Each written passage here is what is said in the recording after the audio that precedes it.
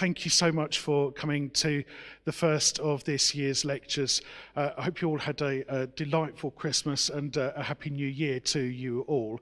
A warm welcome also to those who are joining us online this evening for our lecture.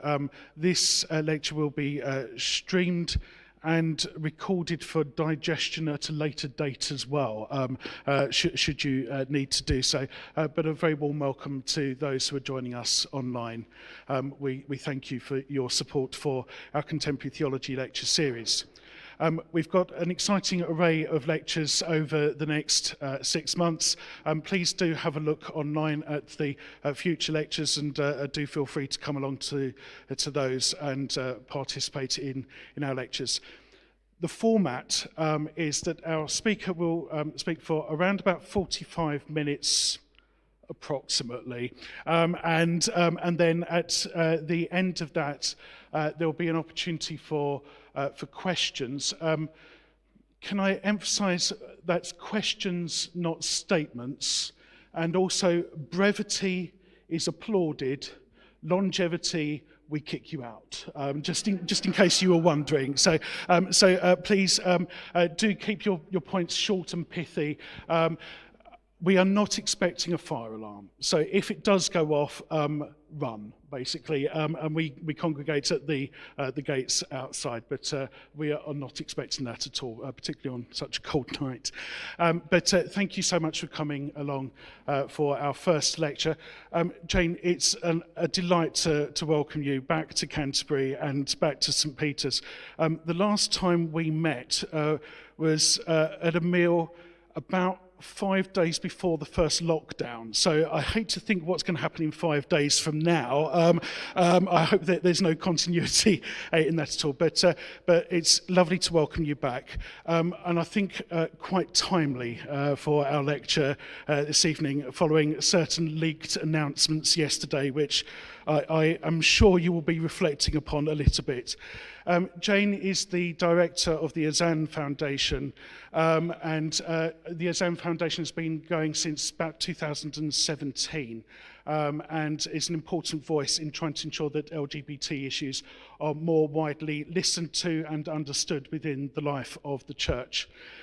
Jayne has a biography which you can purchase through the Ozanne Foundation website. It's entitled Just Love. And you can also find out more about the work of the Ozanne Foundation through their website, which is either jayneozanne.com or ozanne.foundation. So consider putting those into your Google search and finding out more about the important work that they are doing. I'm not going to say anything else other than just we are delighted to have you here. A very warm welcome. We are excited to hear what you have to offer as a challenge to the life of the church. And I hand over to Jayne Ozanne now. Thank you very much.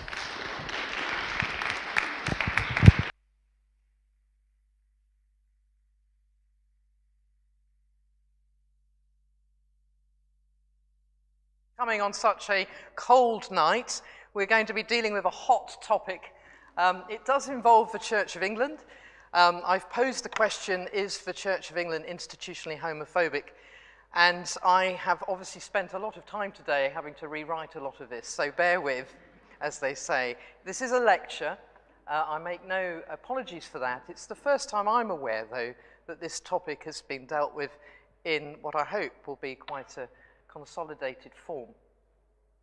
So, is the Church of England institutionally homophobic? Yes! Of course it is. I assume you know that. I know that, the public know that, the media know that, Parliament know that, and of course the LGBT community definitely know that, to our cost. Even some of our bishops know that. However, the vast majority refuse to admit it, engage with it, or even allow us to talk about it.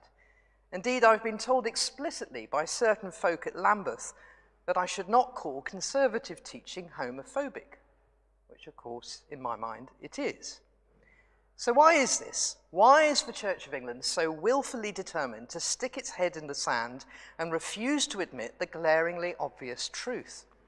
After all, it spent thousands promoting its 6 pastoral principles, the first of which is rather ironically called acknowledging prejudice, the second, speaking into silence, and the third, addressing ignorance. You couldn't make it up, could you?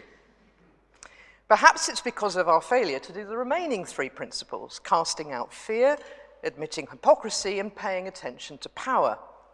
What a sorry state we're in. So why don't we admit it? Well, answering this is the real heart of my lecture. However, first I will need to define what I mean by institutional homophobia before setting out the proof as to why the Church of England is one of the most institutionally homophobic institutions in the British establishment today. Secondly, I'll cover what the Church has said to date about this, which is frankly very little, before then exploring why the Church is in such denial about this endemic problem and what is actually fueling this denial. We will then touch on whether the Church of England is alone in having this problem. To help with this, we will look back on how both the Church and state approach dealing with institutional racism, and will identify areas of similarity from which we can learn.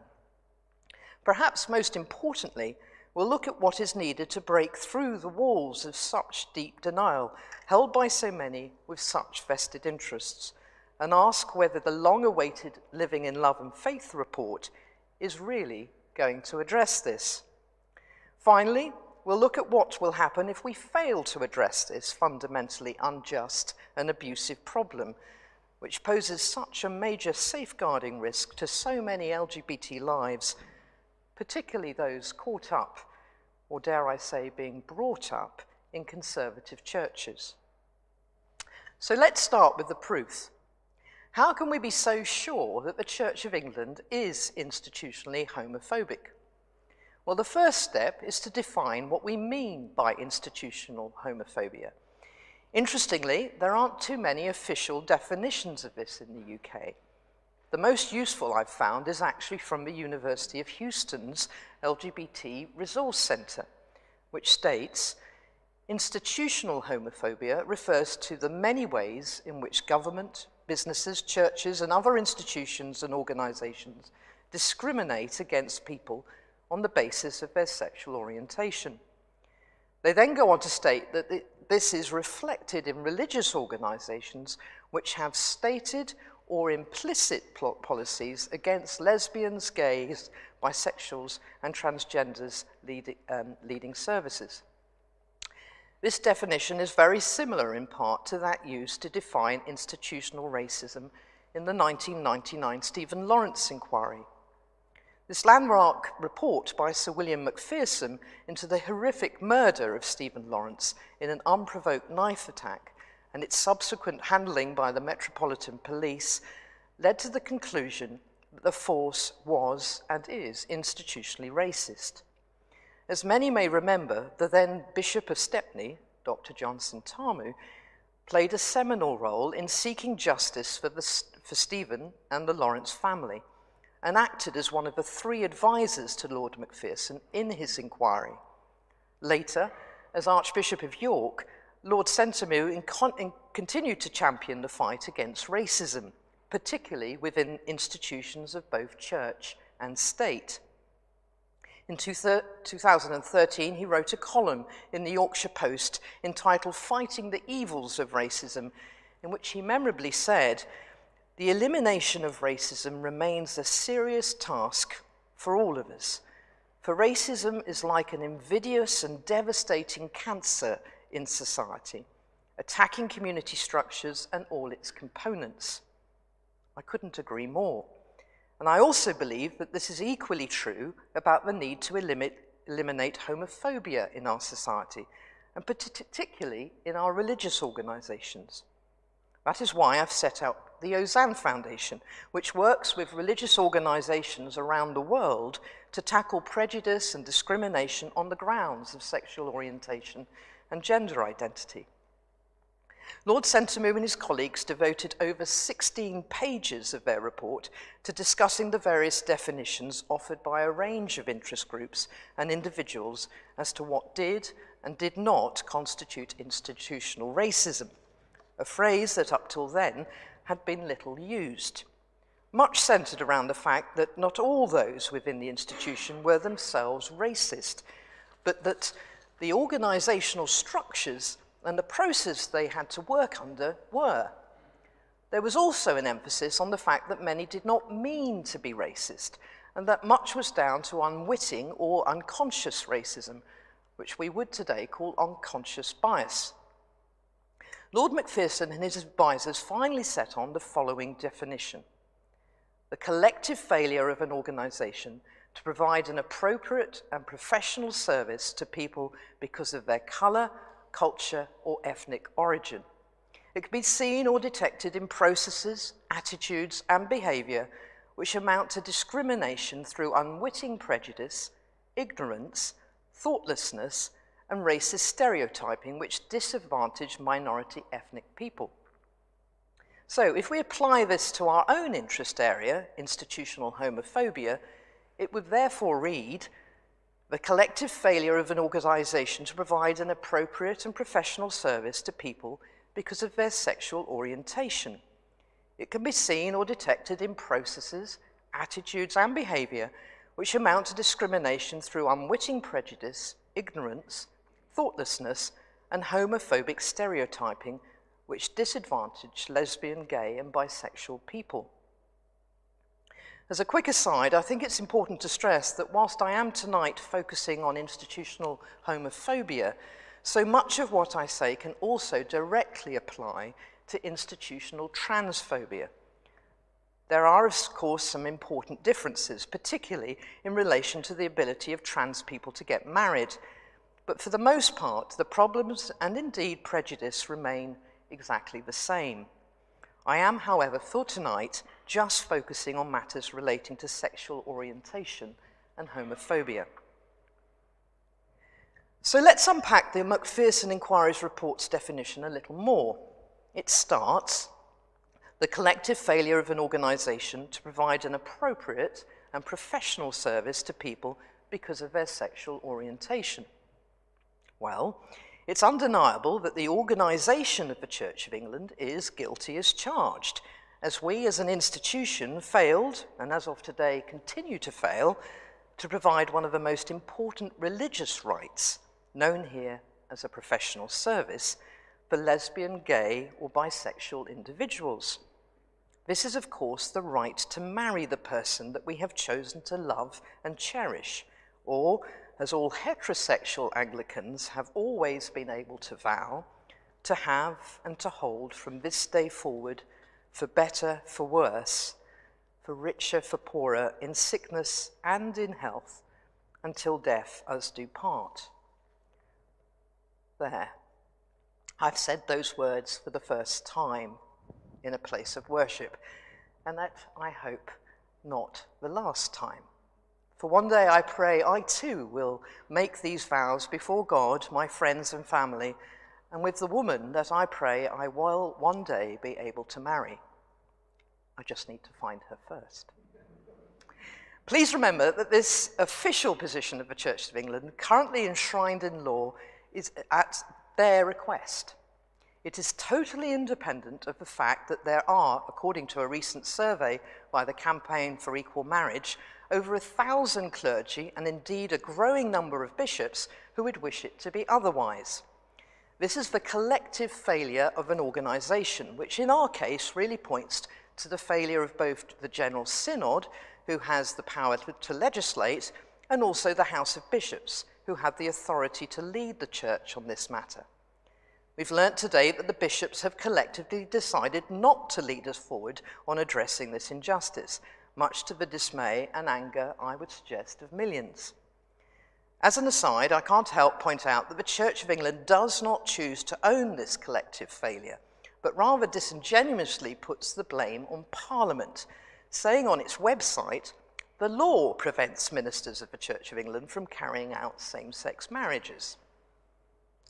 In addition to collectively failing to provide same-sex marriage, there are sadly many of our churches that also fail to provide appropriate and professional services in relation to the baptism of lesbian and gay people, and even more distressingly, their children. Some even refuse to bury lesbian and gay people. I'm also aware of examples where clergy have refused to give the sacraments to LGBT people or allow them to be confirmed, thus prohibiting them from actually practicing their faith. They are often left quite literally standing alone at the altar rail.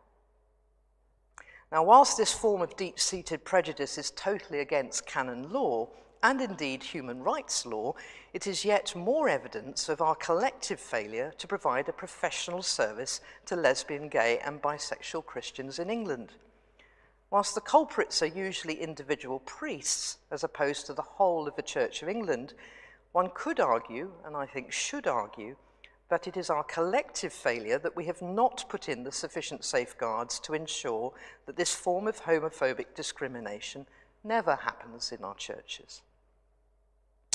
Returning to our definition, it poignantly continues, it can be seen or detected in processes, attitudes, and behaviour which amount to discrimination through unwitting prejudice, ignorance, thoughtlessness, and homophobic stereotyping, which disadvantage lesbian, gay, bisexual people. The list of examples here is unfortunately endless. As some of you may have seen, I've created a thread on my Facebook page a few days ago and invited people to give their own examples of institutional homophobia. The resulting posts from LGBT Christians and our allies, often parents, are heartbreaking. I challenged our bishops to read and reflect. I know that at least one bishop did. I fear the others were too busy or uninterested, points that we will return to later. Now we have, of course, numerous processes that are discriminatory against lesbian, gay, and bisexual people in the Church of England. Perhaps the best known is that to do with the absurd requirement we make on our clergy to be celibate for life if they are in same-sex relationships. Our process is to get them to sign at the start of their discernment process that they will agree to live within the guidelines set out in the Issues of Human Sexuality, even though this has never been formally agreed to write into the selection criteria by either the Synod or the House of Bishops. If truth be told, it has just become a convention, one that has caused so much harm and anger. It is also a convention that is deeply discriminatory and therefore homophobic, though we are told not to call it so. I understand that the bishops have today announced that they're going to remove this requirement to sign issues. However, it remains unclear as to whether they will continue to demand that partnered clergy remain celibate or not. In terms of discriminatory attitudes and behaviour, the list again is endless. However, as the Macpherson definition indicates, this can be due to a mix of unwitting prejudice, ignorance, thoughtlessness, and homophobic stereotyping. Perhaps the most high-profile example of this is that identified in the 2020 ICSA report, that's the Independent Child Sexual Abuse Inquiry, into the Anglican Church, which noted in its summary, the culture of the Church of England facilitated it becoming a place where abusers could hide. Deference to the authority of the Church and to individual priests, taboos surrounding discussion of sexuality, and an environment where alleged perpetrators were treated more supportively than victims presented barriers to disclosure that many victims could not overcome. It then went on to set out in more detail its specific concerns regarding the unhealthy culture within the Church of England towards sexuality and how this had partly been responsible for the terrible safeguarding failures which had led to the tragic suicide of Neil Todd and allowed abuse to go undetected and unchallenged. It said, there was a culture of fear and secrecy within the Church about sexuality. Some members of the Church also wrongly conflated homosexuality with the sexual abuse of children and vulnerable adults. There was a lack of transparency, open dialogue, and candour about sexual matters, together with an awkwardness about investigating such matters. This made it difficult to challenge sexual behaviour. So it's clear that what is being accurately described here is the problem that the Church of England as an institution has in relation to homosexuality, and specifically its underlying culture. The ICSA report then went on to set out recent initiatives to improve the culture of the Church of England. In relation to initiatives to improve the culture in regards to sexuality, it said, the Pastoral Oversight Group was tasked by the General Synod in 2017 to provide principles and a teaching document for use within all parts of the Church on addressing questions of human sexuality. It identified some concerns. Firstly, some individuals, both clergy and laity, who held strong views on certain issues, including same-sex relationships, may band together, leading to the formation of groups based upon close personal ties. Secondly, some clergy and others within the Church have felt unable to openly acknowledge their own sexuality. Both are seen to have the potential to impact the extent to which a culture of honesty and openness is developed. However, the group did not find recent evidence within the Church of England of individuals conflating issues of sexual orientation with child sexual abuse. Personally, I would beg to differ on that. The report finishes by explaining that the Church of England has since produced some resources that are meant to now encourage a new spirit of openness, such as the 6 pastoral principles, which I mentioned before, and the resource book, Living in Love and Faith, Christian Teaching and Learning about Human Identity, Sexuality and Marriage, which we'll come on to shortly. However, neither of these resources go into any detail about the harm that certain theologies have caused or the impact that they have on people feeling that they have no option but to hide who they are because they know that their friends and, importantly, leaders in their churches do not approve. Sadly, this isn't the first time that the Church of England has been called out on this issue of toxic culture, or the first time that this problem has had devastating consequences. In October 2020, Dr. Addie Cooper OBE produced her report for the Diocese of Oxford into the horrific murder in 2015 of a retired school teacher, Peter Farquhar, by his church warden, Benjamin Field. Often referred to as the Maids Morton murder by the media, it relates to the tragic story of a vulnerable and lonely gay man who hid his homosexuality from his conservative evangelical church and was sadly duped into a fake relationship by Ben Field, who then went on to poison, gaslight, and defraud him in order to inherit his wealth. The executive summary in the report noted that the closed culture of the Stowe Church in general, including attitudes towards homosexuality, meant that Peter Farquhar's homosexuality and the relationship between Peter and Ben Field was a well-known secret. The wider policies of the Church of England regarding homosexual practice and approach to sexuality and relationships put Peter Farquhar at risk and vulnerable to exploitation. A culture which supported openness and transparency would have better safeguarded Peter Farquhar. While people continue to feel forced to hide or lie about their sexuality, they can become vulnerable to exploitation, as was Peter Farquhar. It then went on to say, the current position taken by the Church of England, continuing to insist that sex is for married couples only and that any other partnership has to be sexually abstinent friendship, is not conducive to disclosure, particularly from young people, as well as exposing people to risk. This needs to change, and the Church should consider how to make it possible for people to be honest about their relationships, as well as being a safe place for lesbians and gay men. What is even more shocking to me is that Ben Field went on to apply for ordination in the Church of England.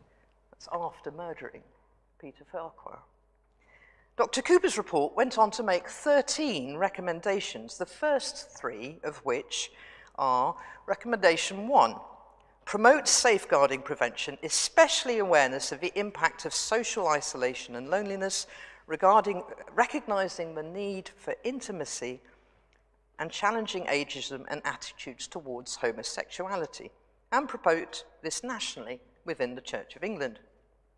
Recommendation 2. Within the diocese, work on LGBT inclusivity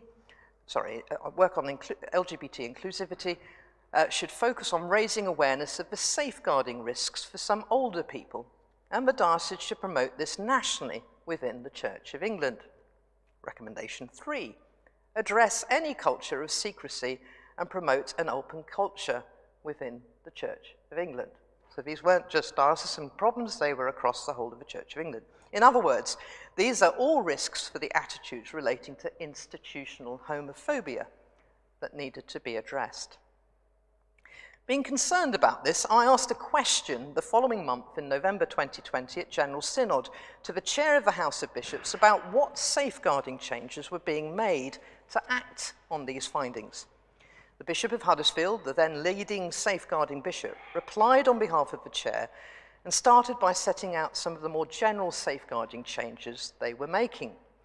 In relation to the findings on attitudes towards sexuality, he said, "The Living in Love and Faith work will seek to consult and engage safeguarding perspectives in its ongoing work. It will also play a significant part in establishing openness and transparency as churches engage in learning together about identity, sexuality, relationships and marriage using the LLF resources." Again, just like with the ICSIL report, all eyes were being focused on LLF, Living in Love and Faith. This focus on LLF made my, and I know many others' hearts sink. LLF is not the great panacea that so many bishops and archbishops would like us to believe it is. To many of us LGBT Anglicans, it has been a perfect case study in how not to address LGBT matters within the Church of England. Picture this, if you will. A group of primarily white, heterosexual men in positions of great privilege and power, mostly over the age of 55, which research tells us is the group most against same-sex marriage in the Church of England, meet together to discuss what they should do about gay and trans people. I say primarily white, heterosexual men. There are, of course, a few women present who fought very hard against prejudice to be there, so you'd have thought they'd have known better, and some closeted gay men, who most in the room know about, but as with Peter Farquhar, no one dares to name. There is also one openly gay man who has reluctantly come out after he thought he was going to be outed by the media. After some rowdy campaigners shout at them for forgetting their promise that there would be nothing about us without us, they agree to bring on board a handful of token gay people, but only the well-behaved, reasonable ones. That is, those who won't go on about them being homophobic or a safeguarding risk. When it comes to making any decisions, though, even the small token gays are banished from the room. More worryingly, at the end of the 5-year process, the heterosexuals meet together to decide the fate of the gays. They know they can't call them a problem or an issue, but they certainly see them as other, different, or dare I say, those people who are not like us. They decide to allow them, finally, to enter into civil partnerships or civil marriages, which they agree they'll commend some prayers for. But they won't be clear if they're actually allowed to consummate these relationships. Surely it's self-evident now just how appalling the level of thoughtlessness institutional homophobia is. The fact that so many bishops hold the opinion that it is perfectly acceptable behaviour shows just how deep their level of unconscious bias is. It's almost laughable. That is, if it didn't have such serious consequences. As I tried to explain to the former Archbishop of York at the start of the LLF process, would you really set up an inquiry into how the Church of England should deal with global majority heritage Anglicans, knowing there was a deep-seated problem of institutional racism, and not have a significant number of global heritage Anglicans on the group to challenge the bishop's unconscious bias, or perhaps even be its chair? No, of course you wouldn't. So what's behind all this? The problem, I believe, comes down to not wanting to offend the conservatives who believe it is perfectly acceptable to tell a young LGBT teenager that they must, if they are to be a good, godly Christian, remain single and celibate for life. The evidence for this is that, as I mentioned at the start, I've been repeatedly told by bishops and senior lay officials that under no circumstances should I call conservative teaching that tells gay, lesbian and bisexual people that what they do is homophobic. The emphasis here on being what we do rather than who we are, even if they loathe to define what exactly doing is. Neither should I tell someone who believes I suffer from same-sex attraction and must remain single and celibate for life that this too is homophobic.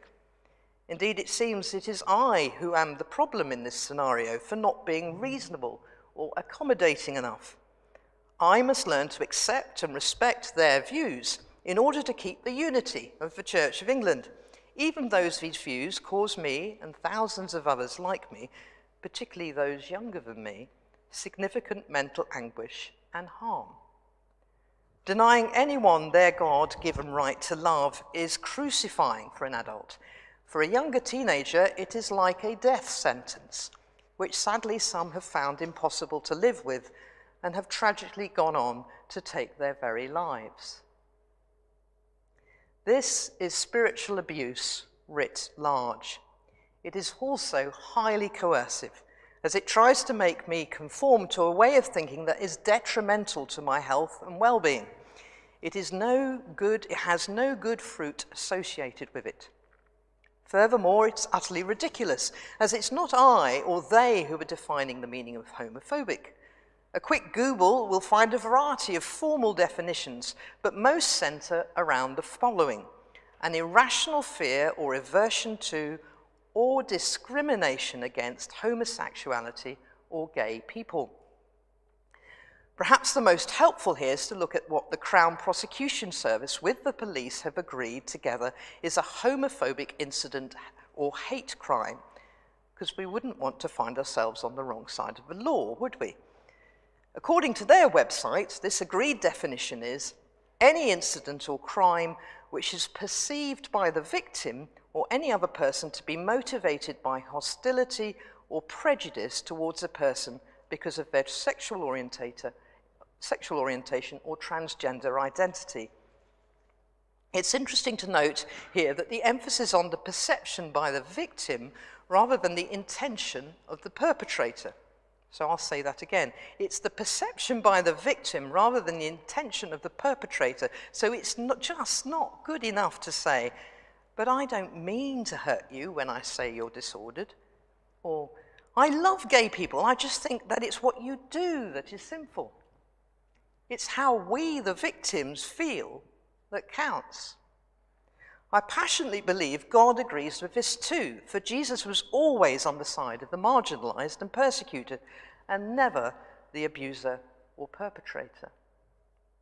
I have asked the Archbishop of Canterbury, as chair of the House of Bishops, several times about whether the Church of England will clearly define homophobia.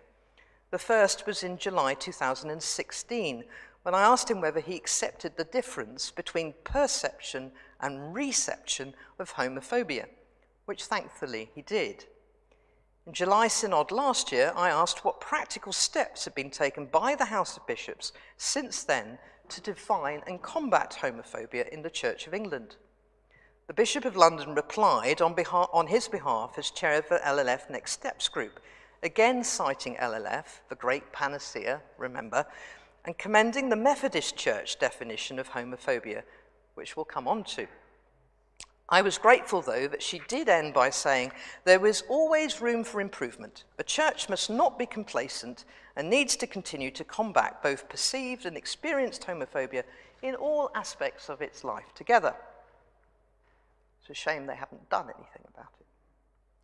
Interestingly, the previous question in the same synod session was one from Alexander Berry, asking whether the House of Bishops would begin a process similar to the one that had led to the Church of England publicly declaring that it is institutionally racist, in order to discern whether the Church is institutionally homophobic. The Bishop of London also responded to this question by pointing out, yet again, yes, you guessed it, the LLF process, saying, Were a process similar to the Racial Justice Commission to be initiated, that would need to emerge as an outcome of the discernment and decision-making stage of the LLF process, which begins in September 22 and will come to a clear sense of direction in February, i.e. now. The answer prompted a timely supplementary from Mr. Berry regarding another tragic death, the third, of a gay man, this time of Father Alan Griffin, who sadly took his own life after facing unsubstantiated allegations of child sex abuse. The coroner's report was excoriating of the Church of England and the system's systemic problems involved. The London Diocese then commissioned an independent lessons learnt review led by Chris Robson, which was equally damning, particularly of the role that the Church of England's attitude to homosexuality had played in Mr. Griffin's death, and the significant level of homophobic stereotyping, remember our definition, that went on. You won't be surprised to know that the Bishop of London again pointed to LLF in her response to the supplementary. To be fair, she did talk first about the need to change the culture, remember the ICSA report, in the Church of England in relation to homophobia, which she admitted would take some time given the environment in which it operates, before saying, and I quote, "I do hope that in LLF that we will begin to address this." I hope you're getting the picture now. Everything has been put on hold for the outcome of LLF, which, as you may have picked up, was leaked this morning. Evidently, according to what we've been told over the last 5 years, we'll finally get to know whether the Church of England is going to, what the Church of England is going to do about tackling homophobia. But I can tell you now, don't hold your breath. From what has already been told us, we know that the bishops have not understood at all the incredibly deep-rooted levels of homophobia embedded in the Church's teachings and attitudes. We have yet more apologies for the way they have treated LGBT people, apologies we've had for years now, but at the same time, they are allowing the same deeply entrenched level of discrimination to continue. Only a room filled with heterosexuals could think that that was acceptable. It frankly beggars belief, and I know both the media, the public, and the LGBT community and their friends and allies are looking on incredulous. If one of the pastoral principles is admitting hypocrisy, then we're shouting about it loudly and clearly. This just won't do. But we're back to the key question of why the Church of England just doesn't see it. I must say that I fear that the levels of unconscious bias are now so deeply entrenched into the Church of England thinking that even when faced with dwindling congregations, a meltdown in trust, and a media who rarely even give us the time of day, the bishops and archbishops continue to kid themselves that the Church of England is not homophobic and that we all happily accept their ruling on that. Despite all the evidence from the UN, the UK government, the medical professions, the LGBT community, not to mention the countless testimonies of survivors, they refuse to recognize the harm that they inflict on LGBT people in their care by their homophobic rhetoric. However, one has to ask, is this unconscious bias or discrimination really that unconscious? Surely, given that we now know about the mental health outcomes of LGBT people and the high levels of attempted suicide and even completed suicide, the bishop should surely be able to see that what they continue to push is harmful. Indeed, it poses the greatest safeguarding risk the Church has. There is a phrase called willful blindness. It was used by the presiding judge in the 2006 court case of the US government against Enron, the disgraced energy corporation. In what was seen as a highly unusual step, the judge instructed the jurors to take account of the concept of willful blindness as they reached their verdicts about whether the Enron chief executives were guilty or not. The phrase inspired a book by Dr. Margaret Heffernan, a former BBC producer, a media businesswoman, and now professor of practice at the University of Bath. It's called Willful Blindness, Why We Ignore the Obvious at our peril, and has been described as follows. Drawing on a wide array of sources from psychological studies and social statistics to interviews with the relevant protagonists, she examines what it is about human nature which makes us so prone to willful blindness. Taught from infancy to obey authority and absorbing the importance of selective vision as a key social skill, humans exacerbate their tendency to become institutionalized by joining organizations which are run by like-minded people. She looks at how hard work and the information overload of the modern workplace add to the problem. Remember what I said about bishops not having time.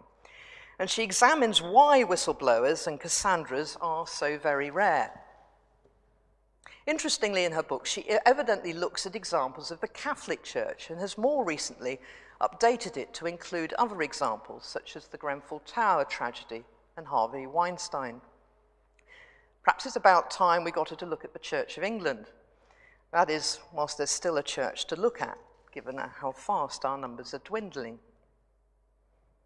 Whilst I do believe that willful blindness plays a significant role in our failure to admit how deep our levels of institutional homophobia are, so also does our commitment as a church to endorsing certain hermetically sealed hermeneutics regarding LGBT people.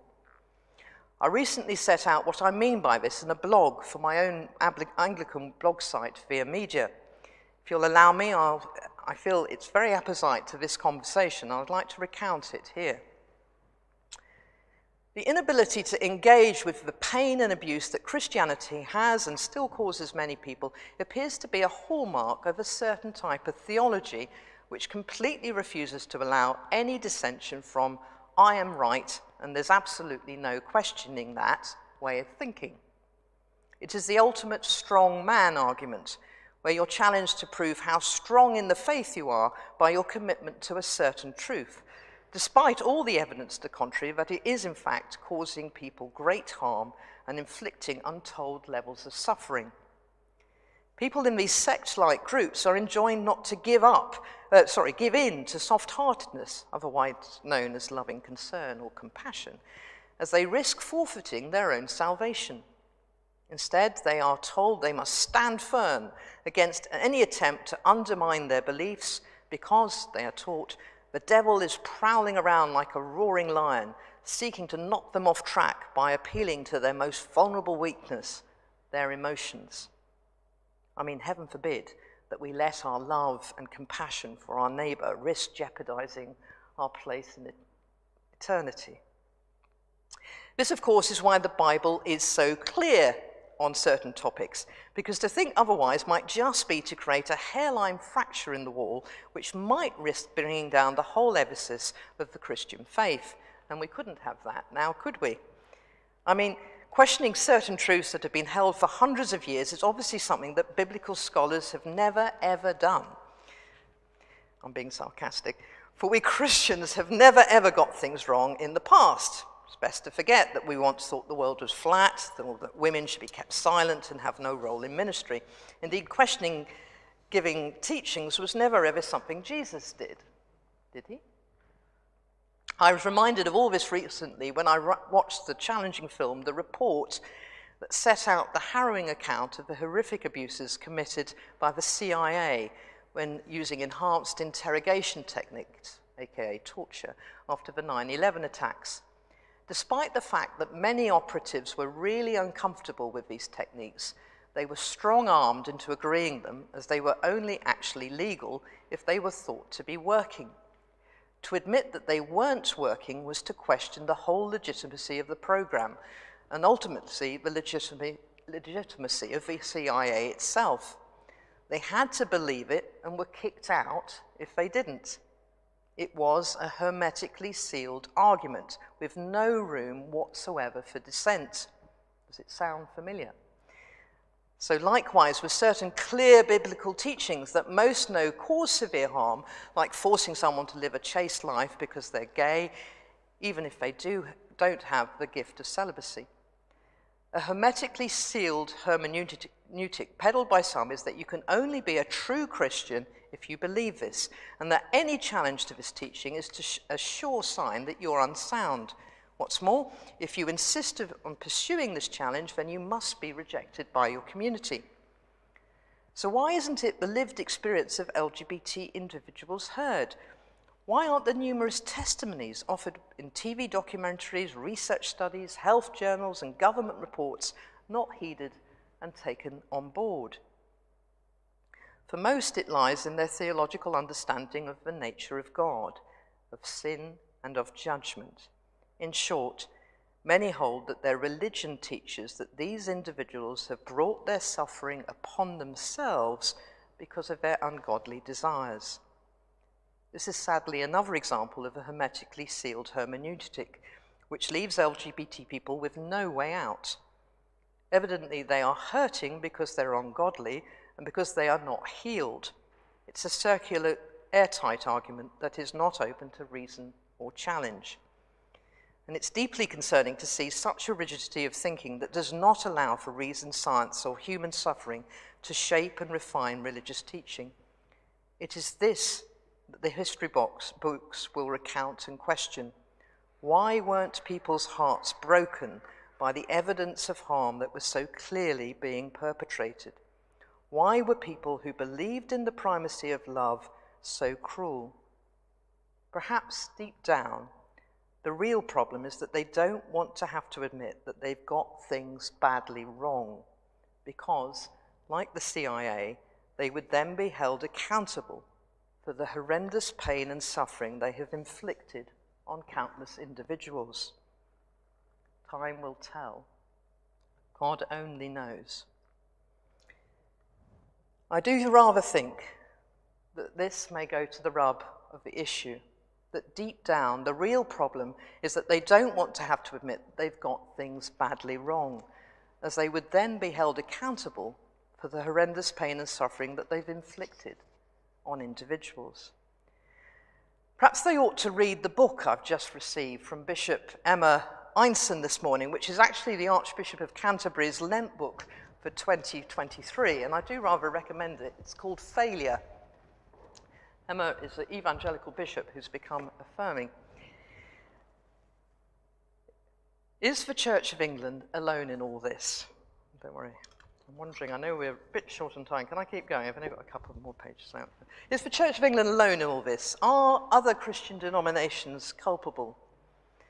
I think we're all probably aware just how bad things are in the Catholic Church with regards to lesbian, gay, and bisexual people, who are still officially taught that we are disordered, given that the 1975 Catechism still stands.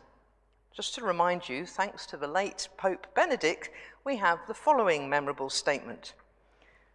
For according to the objective moral order, homosexual relations are acts which lack an essential and indispensable finality. In sacred scripture, they are condemned as a serious depravity and even presented as the sad consequence of rejecting God. This judgment of scripture does not, of course, permit us to conclude that all those who suffer from this anomaly are personally responsible for it, but it does attest to the fact that homosexual acts are intrinsically disordered and can in no case be approved of. Institutional homophobia. And what of the Methodist Church, which is in covenant with the Church of England and which does at least now allow its clergy to conduct same-sex marriages? Well, I'm afraid time doesn't allow me, you'll be relieved to know, to go into great detail. But what I will say is that I'm somewhat at odds with its 2015 homophobia definition and guidance document. This was provided by the Equality, Diversity and Inclusion Committee after a direct request from the Methodist Conference to produce and disseminate clear guidance on what is or is not to be regarded as homophobia. At least they were keen to define it. Their recommendation was, taking into account the history, context, and reading of Scripture, this is their statement, homophobia is any statement, policy, or action which denies the image of God in another person due to their actual or perceived sexual orientation, which is treating someone in a discriminatory manner because of their actual or perceived sexual orientation. It's quite good. They then went on to say that homophobia could be experienced in a number of ways, including physical violence, emotional abuse, stereotyping, using hurtful or offensive language, and abusive or coercive spiritual practices. Again, so far so good. The problem is that yet again they were loath to call those who held a conservative view of Scripture as being homophobic. And so they stated, as a church, we would want to affirm that it's not homophobic to disagree on matters of scriptural interpretation or to hold and express a view that same-sex activity is wrong, provided that it is not repeatedly targeted at an individual because of their sexual orientation. So again, we see definitions being changed to accommodate homophobic teaching that we know causes deep psychological harm and trauma, but at least this is a significant improvement in the Church of England's position. So what about LLF then? Given so much of the responses we have received to questions in Synod, and indeed in the responses to independent reviewers' reports have been pointed towards the LLF resource, it is important to ask what the resource covered in relation to homophobia. I'm pleased to say that it did offer the following definition in its glossary. Homophobia is sexual prejudice against gay, lesbian people. It is not a phobia in the strict sense, and fear may be only of one of the negative feelings experienced or expressed towards gay, lesbian people. Homophobia may be internalized by gay and lesbian people so that they experience negative feelings and attitudes towards themselves in relation to their sexual identity. Again, so far, so good. It also recognizes attitudes to homosexual sexual acts may be a significant contributing factor to the phenomenon of homophobia. Disgust about sexual acts between two people of the same sex, and particularly in the case of men, anal penetration, correlates with conservative sexual attitudes. The problem is that it also includes an endorsement, in my mind, of harmful conservative teaching, such as the case study of a lady called Amelia, who grew up in a non-Christian household, knowing she was gay, and who then became a Christian in a conservative church that told her that she needed to be celibate, which she has become. She recounts that she went to see her vicar, who told her, "It is acting on those temptations rather than the presence of them alone that is sinful." I personally worry deeply for Amelia. I've heard far too many stories like hers. I have no doubt that she is keen to follow this abstinence call, as so many of us have also tried to. But in years to come, it will wear her down, and she will pay a heavy price for it. Time alone will sadly tell.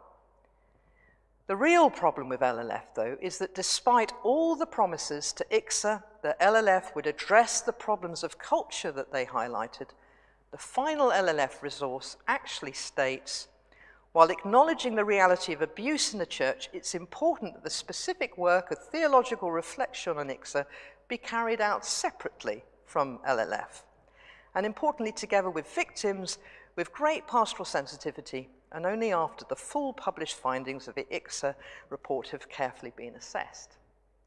That's called kicking a can down the road. This was challenged in the question by Reverend Canon Dr. Judith Maltby, chaplain of Corpus Christi, Oxford, at Synod in November 2020, but to no avail. So we're back to square one.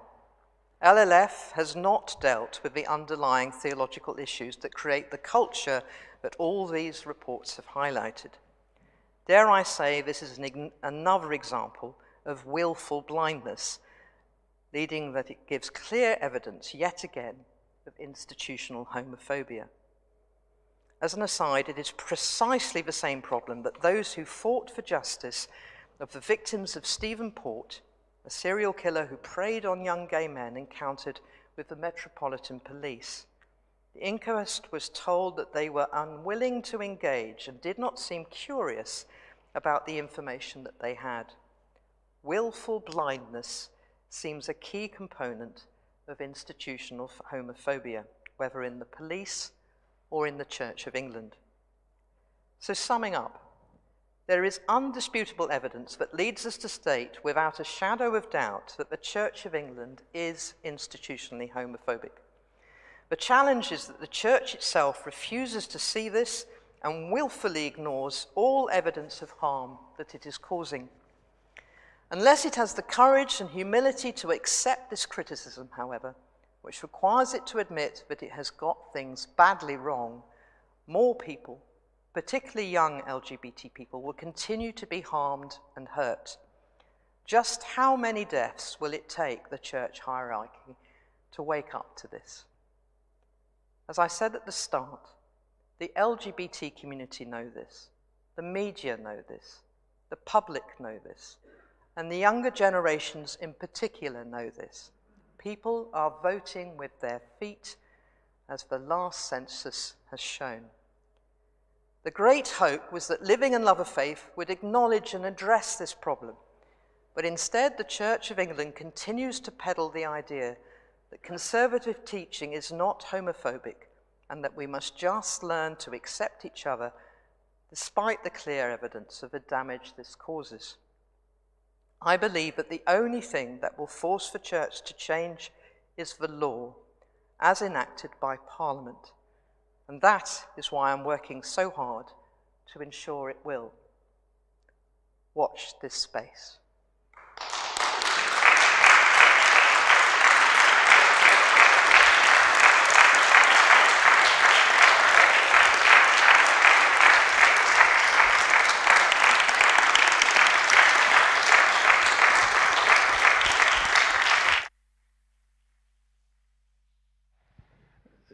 Thank you, Jayne, for that very passionate and articulate exploration of the wider picture and also some of the challenges within the Church of England, and I hasten to add also in the other denominations as well.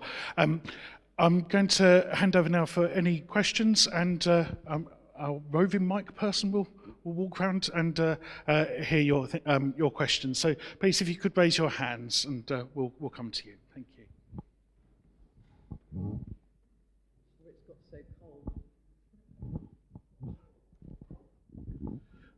Is that switched on? Yes. Well, thank you very much for this, much appreciated. Is it possible to discuss this whole issue without mentioning the whole question of patriarchy, which was a word that you never used during the space of an hour? I find that very surprising, actually. I mean, the Protestant Reformation obviously relegated the Mother of God to a subordinate position, and in doing so, created a whole new environment. I mean, I don't see how you can begin to deal with this issue at a profound level, and I agree that, you know, legal avenues have to be pursued, but I don't know how you deeply deal with it without a second Reformation. Patriarchy, power, privilege. I think I did talk about the power and privilege that bishops, heterosexual white men, primarily have. I didn't use the word patriarchy, but because often as a woman, I'm told off for doing that. But within safeguarding, patriarchy, power, privilege is a key factor. And I think, you know, so much of this debate is about, in my mind, about safeguarding, but also about our attitudes to male sex. And that's a big topic. I've chosen to go down the safeguarding route tonight. I agree there are other dimensions to it, but I've already gone over my 45 minutes. Yes, well, yes, point taken. I didn't touch on that tonight. Thank you.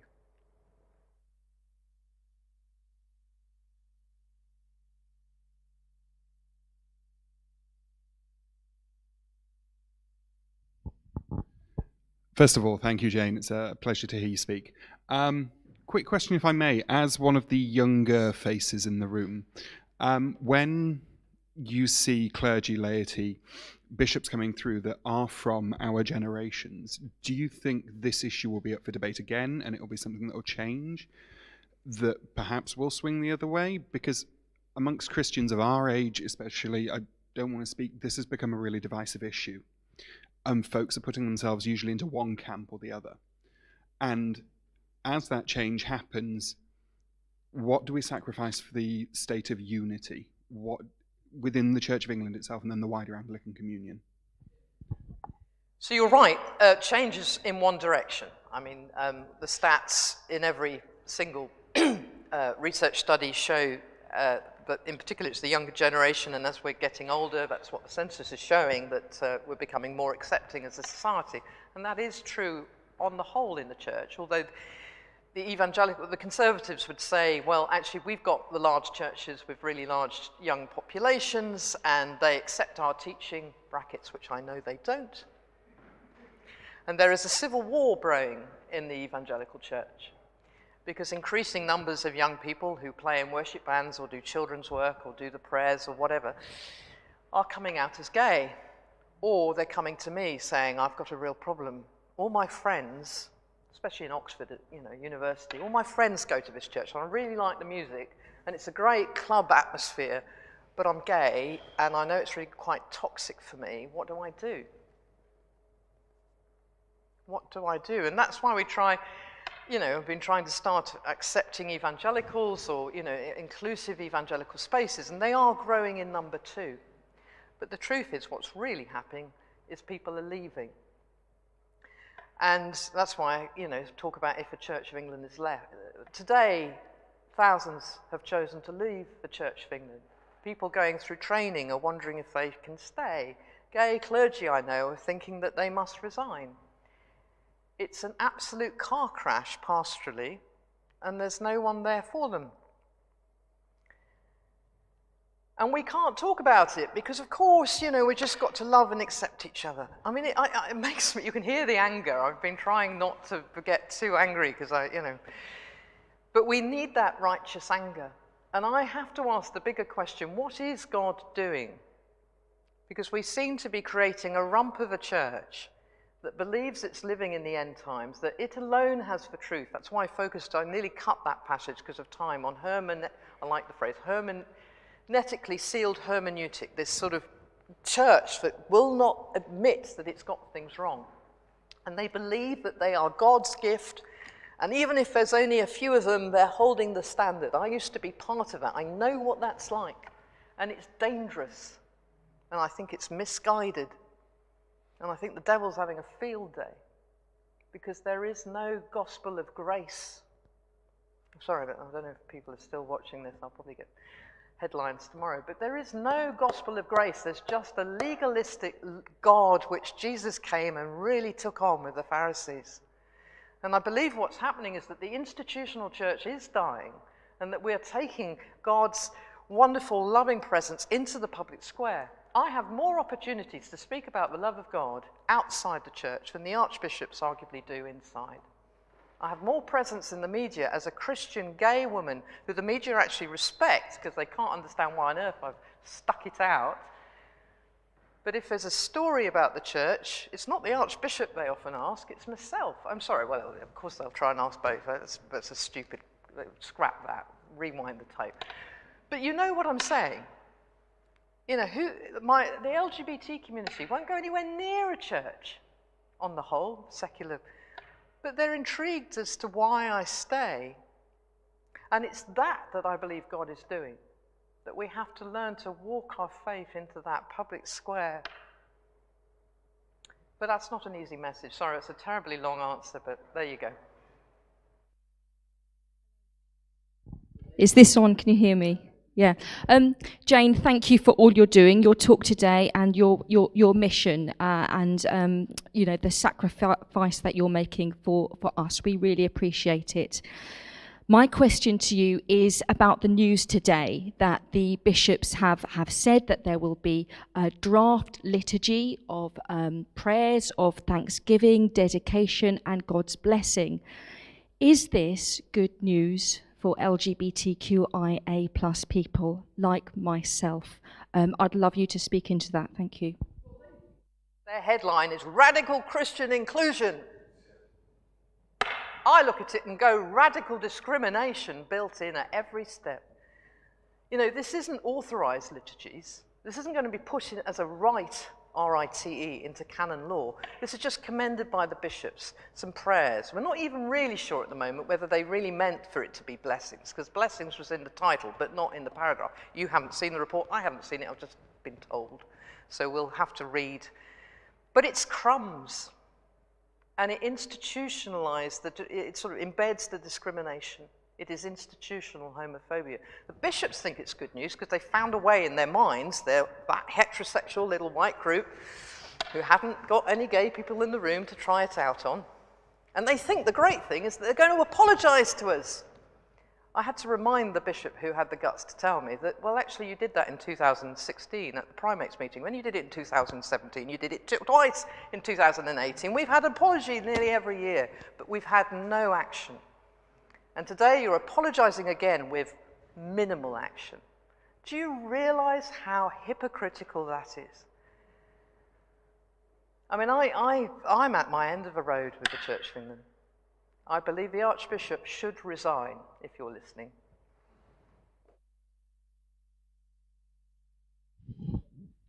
Jayne, thank you.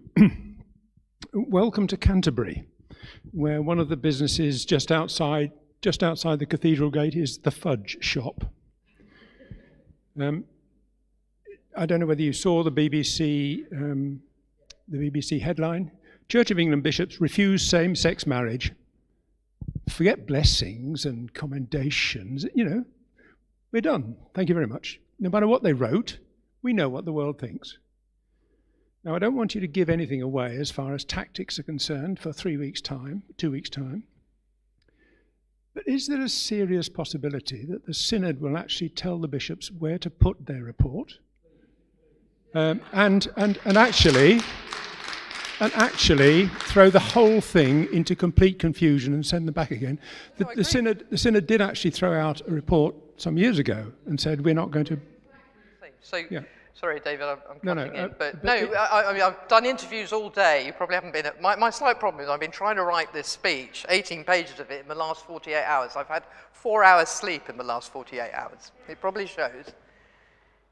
Because I've spent most of my time, well, actually, it's been a hell of a week, just for the record. We've had conversion therapy announcements from the government. We've got Scotland on gender reform. We've got Welsh Working Party group. And then we had this, which was supposed to be Friday, but came last night. And my immediate response is, whoa, back to 2017. We had a long process that we took the church on called Shared Conversations. We had a report that had hardly any reflection on that 2017 process, and we threw it out. And that's exactly what I will try and do. The slight problem, if I'm honest, is there's those who've left standing in synod, and you know this, David, a lot of them are appeasers. Well, we should be grateful, every journey's a few steps. And I'm going, no, this is dreadful. Well, but those of us who've got so frustrated have left. And there's very little leadership. And I step back because I haven't got the energy. Well, frankly, I'm working on a bigger... I also set up, just for the record, in case you want to look at it, the Global Interfaith Commission on LGBT Lives. So I'm working now with hundreds of religious leaders around the world who want to affirm and celebrate LGBT people. 12 archbishops from different provinces, hundreds of bishops, and chief rabbis. And how many from the Church of England? 2. And I just did that. I just thought, well, I'm going to go and work with the people who want to work with me. I had a message from Michael Curry's office today saying we should talk, and I agree. But sorry, if somebody wants to ask a question, I'll stop. Well, I'm not asking. I just want to say yes, what David said. I mean, absolutely anything that we can do to support you in trying to, in just saying this report is ridiculous and a waste of time, and we don't take note of it as happened before. Okay, I was being well, I wasn't being flippant actually. I put up a appeal for funds before Christmas. I live on prayers at the moment, really, and hardly anybody in our community wants to pay. I know we're in a cost of living crisis, but I'm going to have to stop this work. Because we're all too used to being spoon-fed and thinking other people will do it. You know, the thing is, with the evangelical church I was part of, there was a zeal and a commitment and a tithing and a desire, and we just don't have that. I think one bishop said to me today, you know, the problem is, Jayne, we're a bit flabby. Now, I've lived by faith for 20 years, but it's tiring. But more than that, it's getting impossible. I printed some business cards with a QR code for you to consider giving. I'm being honest, because this stuff, you know, I don't live on air, and yet the vast majority of people seem to think I do. And there's hardly any, I mean, it shouldn't have to be me. There should be wonderful leaders. And there are, you know, there are others, but we need a bit more teeth, don't we? You know, we asked people to stand for synod and to vote on deanery synods, and we didn't really get there. So what have we got? We've got a synod full of conservative evangelicals, you know? And that's our fault, because we didn't really quite get ourselves in order for it. We tried, honestly. Nick Towell, if you're listening, Nick, you did an extraordinary job. But, you know, we just don't quite... Am I being unfair? Push back if you think I am, but we don't quite have that same hunger for change.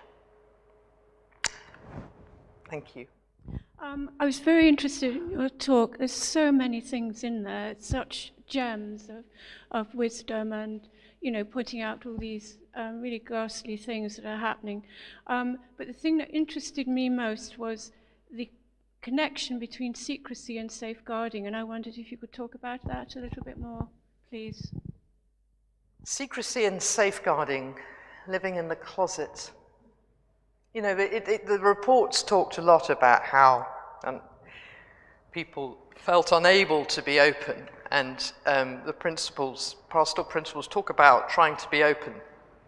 I find it amusing, if not hypocritical, that we have a House of Bishops where we know at least 12 of them don't feel they can be open. And if at the top they don't feel they can be open, how the hell do they expect a young LGBT person to feel able and safe? I mean, seriously, you know? That's what's called leadership. But Jayne, you don't quite understand. You know, it's just not that easy. Oh, I do understand. I lived it for 40 years.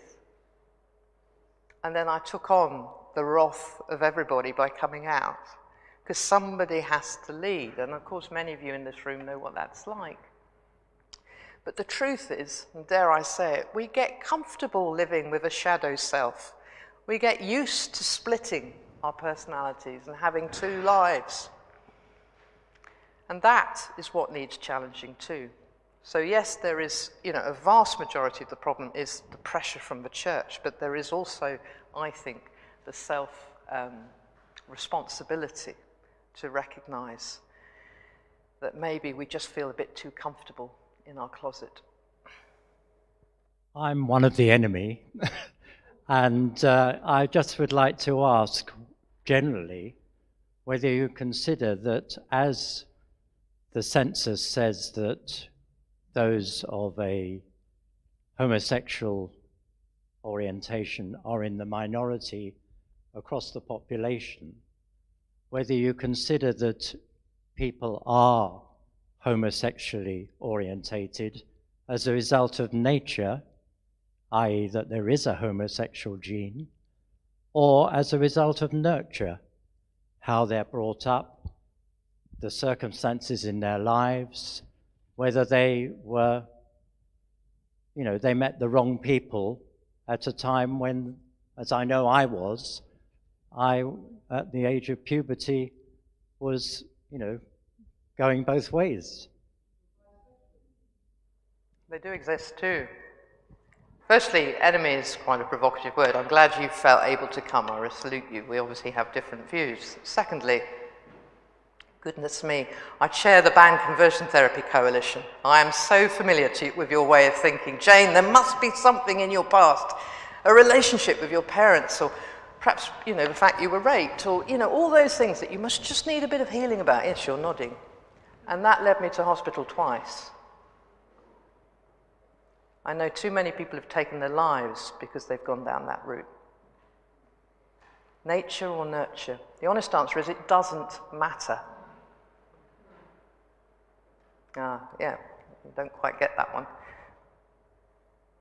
Because it's who we are, and you can't change it. Now, actually, the science is actually very clear. If you want to go and read it, it's all in the LLF book. You can look at my website. We've got lectures from some of the top scientists explaining that it's about what happens often in the womb, and there's a genetic gene, and you can look at it all up. But frankly, it doesn't matter.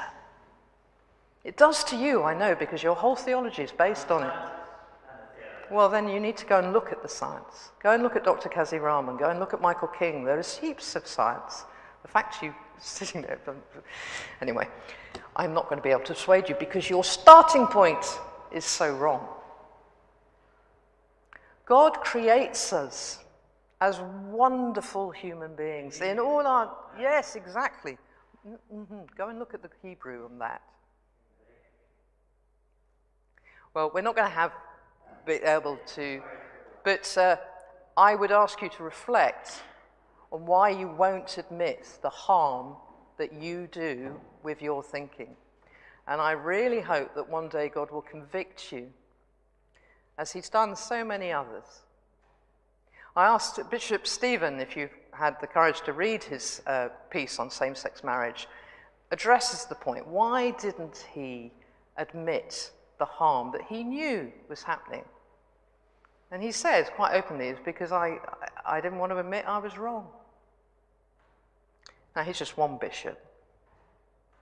But if you've met, as I have, so many young people whose lives have been devastated by a legalistic approach to bad theology that has not been based on proper hermeneutic understanding. But there we go. I'm not going to persuade you tonight. Thank you. One final question, and then we'll bring it all to a close. So one final question here. Sorry. A very personal question. My sister's oldest child came out to the family as trans just before Christmas, and had a leadership role leading their, I think it's a Baptist church. And I'd like to know how best to support them, because I can just see a tough path ahead. I'm sorry to hear that if it's going to be tough. I don't know what's going through all your minds. Just love them. Just love them. And when you don't know what to do, love them a bit more. And it's okay if they change their mind, or they're not sure, or they are sure, or they have we just need to be loved. I mean, it really is that simple. We let God do the rest. Our job, our only job, is to witness the unconditional love of Christ, not to be the gatekeepers as to who can and can't come into the kingdom of heaven.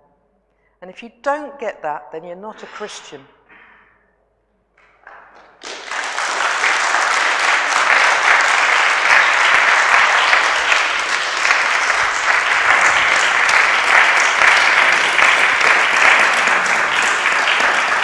I think I'll sit down at that one.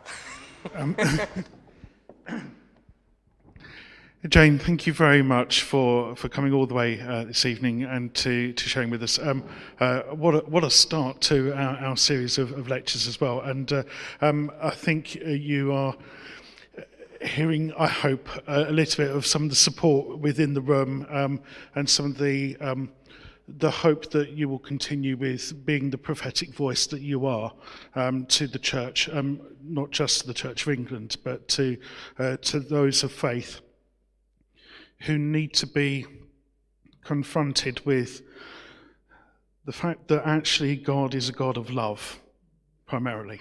Thank you very much for offering your insights to us and some of the context and some of the challenge that I think the church needs to hear. Do we have someone from the committee to come and give a formal word of Judith? Thank you. Judith will come and give a formal word of thanks, and also just to highlight our next series of lectures as well. So thank you very much. I'm not going to repeat another vote of thanks, because really I think Tim has done that admirably for us. Oh, you're there. Give a vote of thanks to the absent speaker. But thank you very much for coming. I know you had a difficult journey here and a busy life, and we didn't quite organise it ourselves that the leak would come today. But I mean, you know, we do punch above our weight here in contemporary theology, so we're quite proud of that. But I'm also very pleased that we do have a range of views here, and I'd like to thank the gentleman that was brave enough to speak and put a different point of view, because that is what we are. We like debate, and that's what we thrive on in this group. So thank you very, very much, Jayne. I've just got a few notices. I'll do the boring bit. Our next talk is next month on the 15th of February, and the important thing about that is that it will not be recorded or streamed at the request of the speaker. The subject is about the Russian Orthodox Church and the war in Ukraine. It's by Philip Bobier, who some of you will know is an academic at the university, our own up here at Kent, with a great background and interest in Russian history and spirituality. And so we're really, really pleased that he's being able to come. When we first talked about whether we would invite him on this subject, of course we hoped and prayed that the war would be over by now, but we felt that it would still be of interest, even if it were. Well, sadly it isn't.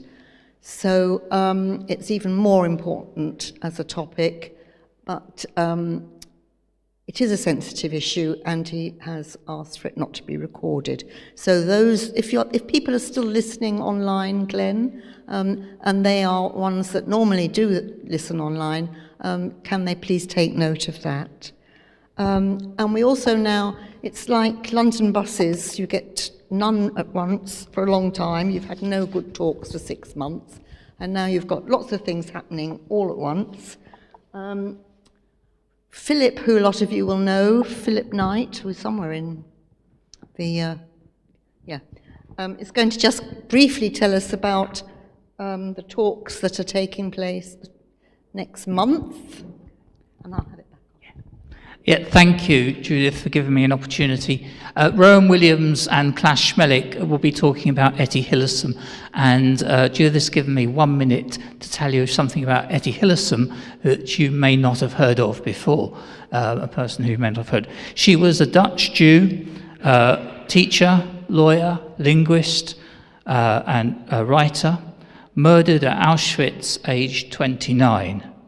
And she left behind a diary and letters which display a profound attitude to God and prayer, war and peace, hatred and love, humiliation and dignity, death and life, acceptance and moral indignation, eros and agape. She volunteered to work to help her fellow Jews in the Dutch concentration camp, including helping children to escape from there into safe hiding. Rowan Williams has described her diary as St. Augustine's Confessions for Our Age, and another theologian, Don Cupid, has said that when she is better known, her diary will come to be seen as one of the most significant spiritual documents of the 20th century. Come along, if you can, and find out why.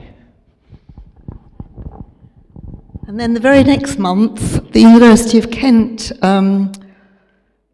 Centre for Anglican History and Theology are having a day conference to mark the 60th anniversary of the publication of Honest to God by John Robinson, and they're particularly inviting members and supporters of CTG to come to that, because they do feel that obviously there's a great overlap between us. So there's this leaflet outside.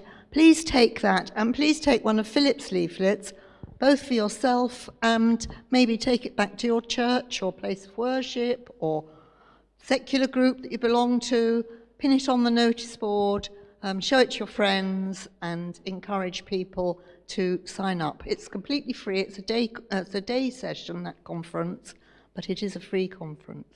I think you have to pay for your tea and coffee. So apart from that, has anyone got any other things to say? Thank you all for very coming. Oh, my speech will be on my website if people right.